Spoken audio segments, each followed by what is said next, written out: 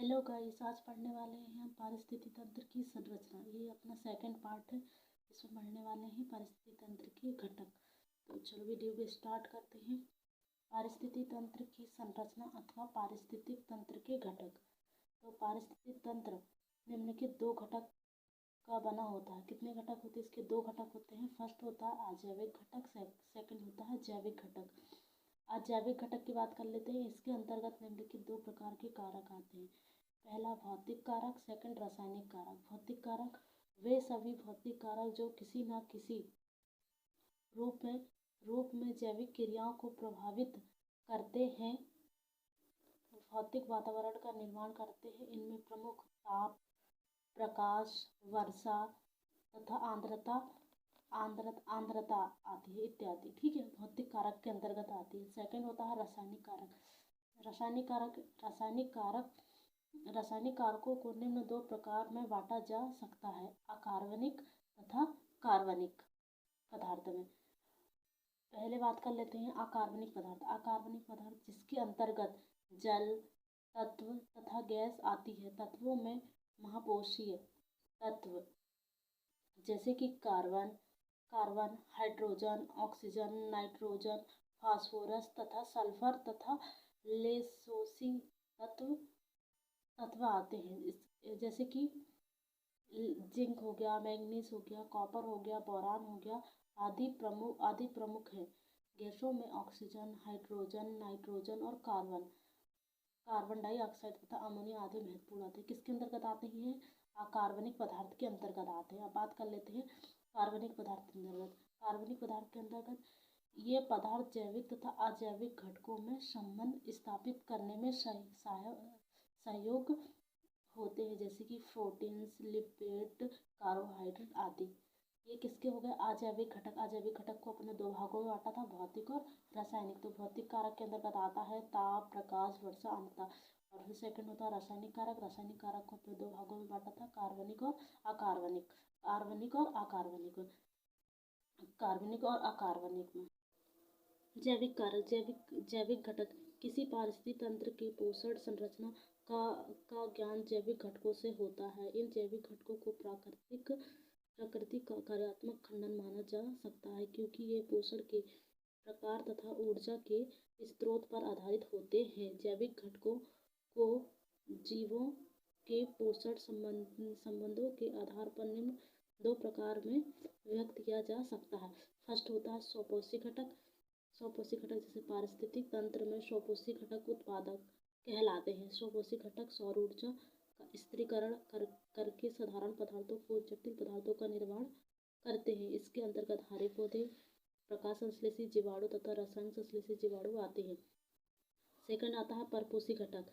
ये घटक स्वपोषित घटकों के द्वारा निर्मित जटिल यौगिकों का उपयोग, पुनर्व्यवस्था तथा अपघटन करते हैं। इसलिए इन्हें उपभोक्ता तथा अपघटनकर्ता दो श्रेणियों में रखा जा सकता है।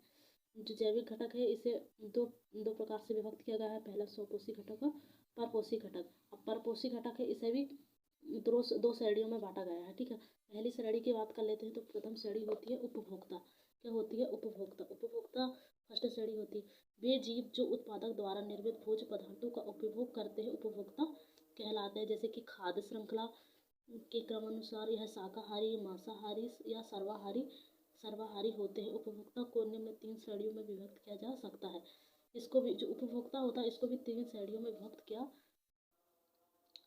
पहला होता है प्राथमिक उपभोक्ता। ये अपना भोजन सीधे उत्पादकों से प्राप्त करते हैं तथा शाकाहारी होते हैं, जैसे कि कीट हो गया, चूहे, हिरन, खरगोश, बकरी आदि।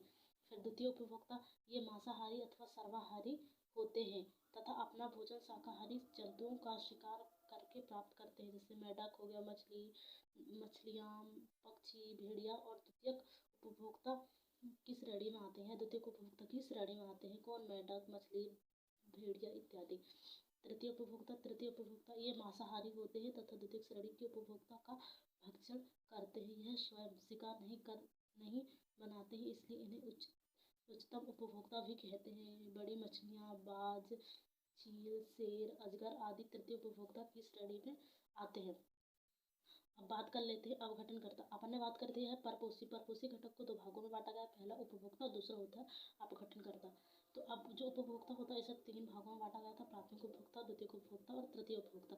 अब अपघटन के बाद इसका दूसरा ऑप्शन कौन था, अपघटनकर्ता, क्योंकि उपभोक्ता और अपघटनकर्ता ये परपोषी घटक के अंतर्गत आते हैं, इन्हें दो श्रेणियों में बांटा गया था। ठीक है, अब बात कर लेते हैं